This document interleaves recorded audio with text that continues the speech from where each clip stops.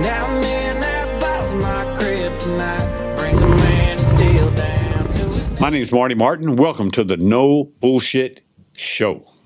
Today we have Hector Delgado. I look over at Hector, I start smiling because we met a couple of times in this world and we didn't realize it till after the fact. We're like, wait a minute, I know you. I'm going to make this fast and furious because we got important topics to talk about.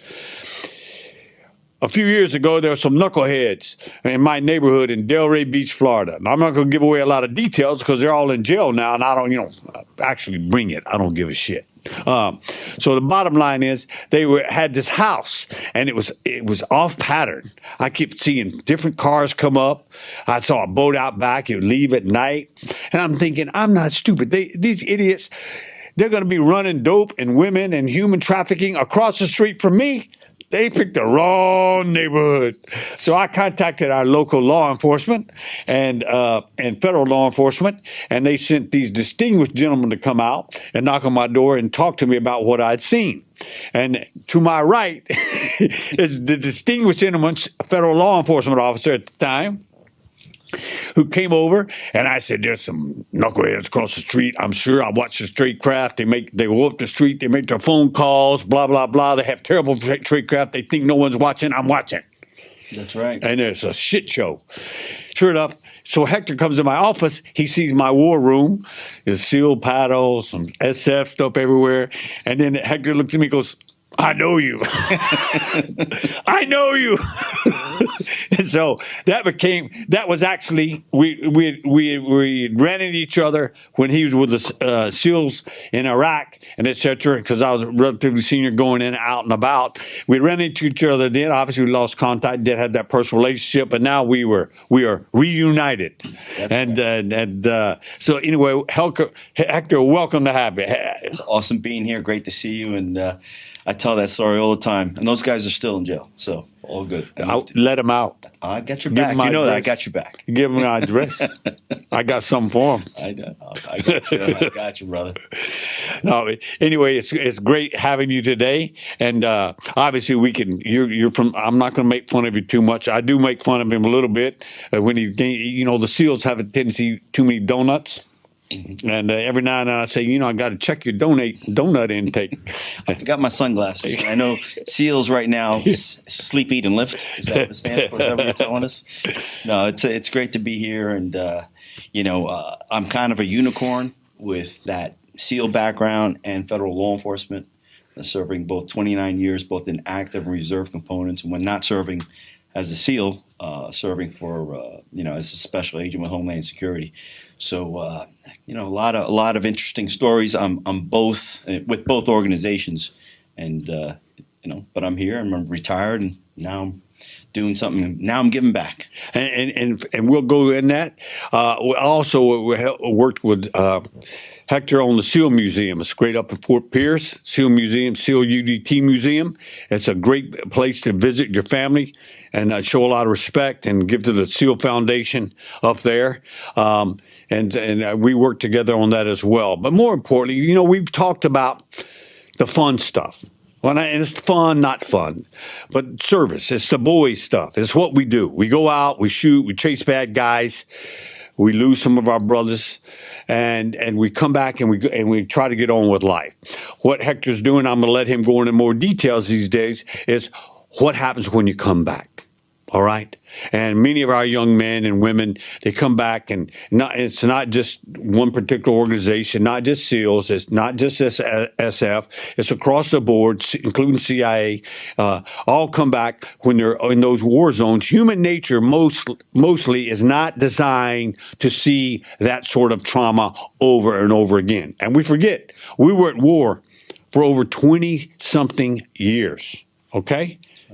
And before, if you were in special forces or one of the special teams, you would go in and out and back and be done and tell your war stories till the next time, a year or two.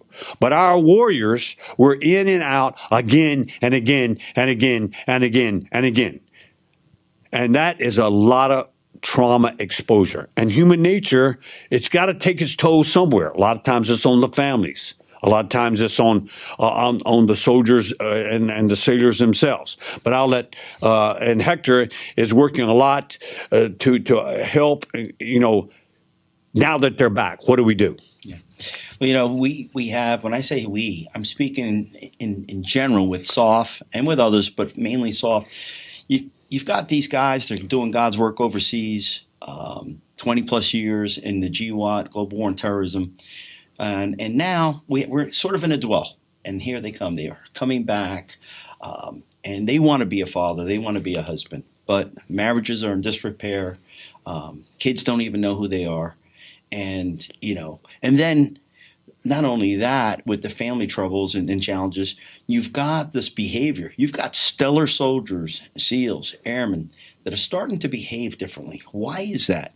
And it's because of these IEDs. It's because, and I was speaking earlier with one of my teammates about the AT4s we used to shoot. Let's do 10 before lunch and 10 after lunch. Well, that's not, the standard. This is old school. We didn't have the sports medicine and all these regulations. We were just training, and now things are wrong. And the Navy and the military, the VA, they don't have the time, the patience, or they just, let's put another guy in there. Let's get another chief. You just go on the side. Let's remove that clearance, and that just kind of trickles down. Let's remove guns. And if the VA is going to give you a bag of narcotics and strip your clearance, this is where suicides are coming, and becoming more and more prevalent. So it's been difficult. We as a museum, it's not only a brick and mortar. We have a Trident House. We have a number of veterans that come through, not only SEALs. They may need, and this is coming to visit. This is right here in Fort Pierce. They're coming to visit, but they need medical help. They need emotional help. They may need financial help. So we're starting to become a resource, not so much that we run those programs, but for me to pick up a phone to another foundation, to another organization that has that program. So instead of competing with our fellow charities, we're starting to work very closely with them and get the help, for these guys. That's interesting, because a lot of times, a lot of these entities operate, independent. They're not in church. But I guess because of the growing problem, there's a synergy. Yeah. The synergy that happens among individuals, among teams, are now happening among the community and these type support elements. Yep. And of course, the movies, the TVs, the books. We all talk about, the service members, right? And whether it's the SEALs, Rangers, Delta, Green Berets. But what about those families? What about the kids? What about the wives? They're at war. I can tell you, when I was over in Iraq, the garbage disposal broke. You can tell the anger. It's my fault, and probably was. Actually. Oh, well, I'm sure it was. But, and we try and do our best. I can tell you, I was served with SEAL Team 3 and Task Unit Bruiser in 2006. I mean, we were getting it on up until the end. And yes, do they bring out the chaplain? Absolutely, 2 weeks beforehand. And for some of those married guys like myself who were a little bit more mature, we were able to, when we got back, sure, I'm holding my daughter. It could have been a doll. My mind wasn't there. To go get the help, to go get the therapy, I did it. But what about my other guys who didn't and got into trouble, sitting at a bar? 2 weeks ago, they're doing God's work overseas. Now they're at a bar, and that trigger just goes off, and now they're sitting in a jail cell. So getting the help to these guys to be able to convert and to be able to come back into society and either transition out or to transition and just have a smooth transition back into the team is important. But we were moving fast back then, and now we are in a dwell, and hopefully we can fix some of those problems internally within our SEAL teams and within SOF and SOCOM in general. No, that's extreme important, and I'd just like to offer it as we move forward in the show. This show as the no bullshit show keeps going and gets bigger. If there's any help, if any of those entities want to come on, explain a specific problem, a specific need that can be addressed, we'd love to focus on that. Yeah. Well, I'll tell you what, this is, for me and you, because we do have a history, this is therapy for me, okay? And I noticed this past weekend, I was at an event called Swim with a Mission, where a number of SEALs got together, to support a very good charity up in New Hampshire for the veterans. And these SEALs came from all over. And we also had a couple other guys, a couple Army guys and Air Force guys. And coming together and haven't seen each other for a long time is therapy as well. Now, we're there to support and raise money for our veterans, work with the donors, but you can see the interaction that these guys are having with each other and just telling stories. I mean, I remember my Buds classmate was there, and we were talking about how we were in Buds in first phase during Hell Week, and we had our 6 enlisted men, 1 boat crew leader who was an officer. And this man, he was Mr. Rodriguez. He was half native, half Mexican. Buds and the instructors started putting these empty beer cans, these fucking beer cans, inside the boat. So when we dumped the boat, the beer cans would fall out. And at first, day 1, 5 days no sleep. Day 1, we thought it was funny. Day 2, sort of a joke. Wednesday comes, we keep dumping boats. The cans are coming out. By Thursday, lack of sleep, toenails are falling off. We start planning to murder him. That's the plan. We have to. Mr. Rodriguez is drinking, and we need to neutralize this guy because we're paying for it. Every time a boat can comes off, we have to do push-ups, hit the surf. So, and of course, the instructors are watching us. They know what they're doing. And my buddy and I were talking about it this weekend, and I was going to hit him over the head. He was going to take his K-Pock off, and we're just going to let him go off into the distance. And of course, they pulled him early because he had chafed, and he was a hard man, and they pulled him early. I had to get rid of him because we were either going to kill him or he was going to die and bleed out. But those are the kind of stories. Going back to humor. With all due respect, you still got some issues, man. That's some issues. Don't worry. I promise I won't be writing a book after this one. Yeah. You guys like writing books. You got the D boys. You never see a book or anything. I'm actually known as the guy who did not kill Bin Laden. Oh, I like it. I'm actually known as well. We won't go down that road. But in all seriousness, it's interesting. I didn't realize this until I came back from some traumatic stuff, and I've lost obviously through my career as you have. We've lost some good friends along the way, and I was unfamiliar. You're a tough guy. You button it up. Right? You button it up, you buckle it down, you keep moving. But inside, you keep wondering, okay, there was a guy on my left and there was a guy on my right, and they got hit. How come I didn't? And survivor's remorse. And I never really was not that familiar with the term. And my organization said, one time, because I was a big pusher of, look, our folks are coming back from overseas. They need help. Yeah. They need help. Yeah. I need not the normal psychologist. We need help. Yeah. These are young folks, and they're coming back, and they've witnessed stuff, and we got to get on to it. And very quickly, one of the seniors, psychologists and therapists, one day just it was after hours, and I was going through things with her, and I'll never forget. It was almost like a seasoned case officer. She worked me. And to this day, I told her she worked. She pushed for the wall to come down, and that was a shattering personal experience for me. As I explained to her, I lost this guy, this guy, this guy, this guy, this guy, this guy, this guy, this guy. How come I'm not that guy? I can relate to that. And I'll share a quick story. In 2006, at SEAL Team 3. I was running the TOC at the time at the Tactical Operations Center, and we had guys on a roof in Ramadi, Iraq. A grenade was tossed on the roof, and a SEAL did not, he didn't think twice. He knew what happened. He looked at the grenade and dove on the grenade. And this is someone that, without hesitation. And that's what teams are about, right? And he ended up dying. He's a recipient of the Medal of Honor. His name's Mike Mansour. But, in that position, you start thinking, should I have pulled him off the roof earlier? Could I have done? Could have, as that TOC, we have resources to help our frogmen out in the field. So, you go through that process and for years sometimes. And I think for all of us, like you just mentioned, you lost guys, I think once a day, something flashes through your mind for a second. You remember that time. you cope with it now differently. And I also recognize there's the way these generations cope with things are different. I know my instructors, the guys who put me through training and all, the Vietnam vets, and even World War II guys, how they coped with stuff, they kept it inside.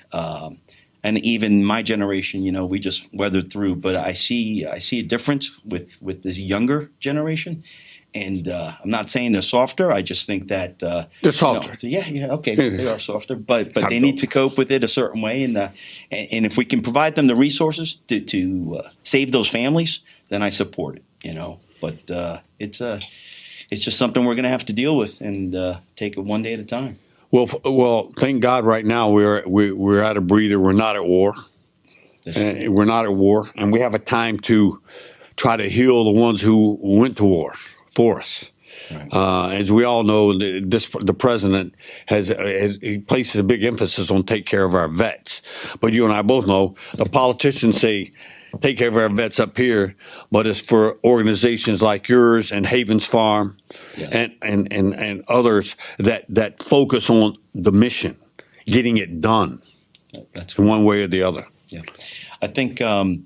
Like you just mentioned, Havens Farm, and we have to look right now at this technology. How are these kids going to come back and survive as AI is coming and taking these jobs, or how can we retrain them? How can we put them in a position where they can continue to, do something for their families and survive and give themselves some type of therapy.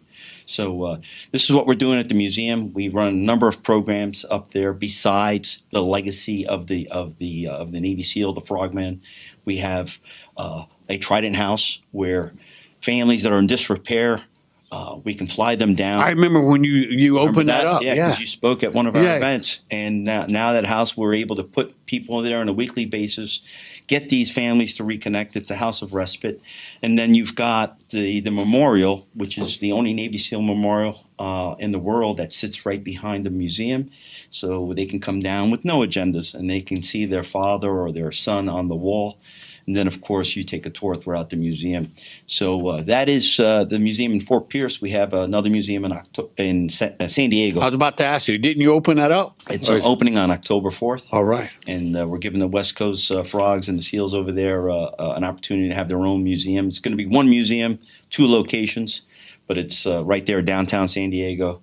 And again, guys, it's not only the SEAL. We call ourselves a SEAL team because it is a team. We have our Night Stalkers who fly us, best pilots in the world. We've got our SWIC personnel who get on the boats. We've got our radio. We've got our complete package of non-SEALs that deploy with us. So we take care of each other.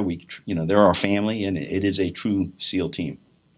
A humbling moment for me was I used to go to DAMNet a lot in my job coordinating with the group there, the team, Deb group, and senior personnel there. They made the mistake of inviting me back about 4 or 5 times to be a guest speaker at one of their mid-operator seminars. But one thing that struck me when I initially started going there was a small makeshift memorial of the SEALs who had been lost. It was literally makeshift, not right there. Right, and the last time I went back, I almost break up thinking about it. The last time I went back was a huge monument, and where it had been like 10 or 11 names there on that makeshift memorial. Now it was a lot more. Yep. It was a lot more names. A lot more names. It had a piece of the World Trade Center yes. there, yep. But it's a huge and it's a well done memorial, but. It just struck me when I was standing there of the many years earlier I'd gone and it was a small memorial. Yeah. And of course, all those names that I read on the walls, I knew most of them. That's right. Which is scary. It is. But again, we thank you for what you're doing. And again, it's something I believe now's the time for it to be done. We've had a lot of our soldiers and sailors kill themselves, and taking one's life is never that it doesn't have, that can't be the solution. Right. We have to give them more than that. And we have a president, and we have obviously with organizations like yours, Havens Farm, that maybe we can put a real good effort in making this happen. This suicide is unacceptable. What's happening? The numbers are unacceptable. We need to check on each other. We have to have a buddy check, a swim buddy check. You have to recognize the signs when these folks are doing things. They're giving away their property. They're making decisions. You have to pick up on these signs, and you got to have an emergency plan. The wives, girlfriends, the family members are so important. But they need to know that, yes, I can call his swim buddy. I can call this person. There's an outlet. I don't have to call the police. That's right. I don't have to call somebody who doesn't have a clue what's going on. We've taken guys when things have gone south and taken them to ayahuasca, giving them some type of alternative therapies that the VA and the government is not going to do. It works differently for different guys. So we need to look out for each other. And I'm not only saying the SEAL team. I'm saying my SOF community, my SOCON community, my veterans in general. Look for those signs. Have a plan, and don't be. You're not going to. I'd rather you piss them off and we save their lives and we fix them, than let someone die. No, wait a minute. You offer ayahuasca? We'll talk about that offline, all right? You're going to ask me to go down and run around naked with a shaman? The van is waiting. It's on outside. Costa Rica? Huh? Because I heard they said open your boxes up in your brains. I said, you don't want to open my boxes up. We need to leave those boxes closed. Too many national secrets in that. Yeah, we just need to leave it closed. But thank you very much for coming, and I hope to have you back. And God bless what you're doing, and let us know if we can chip in or give a word for you on future casts. Absolutely. Future shows. Thank you. You got it. God bless you.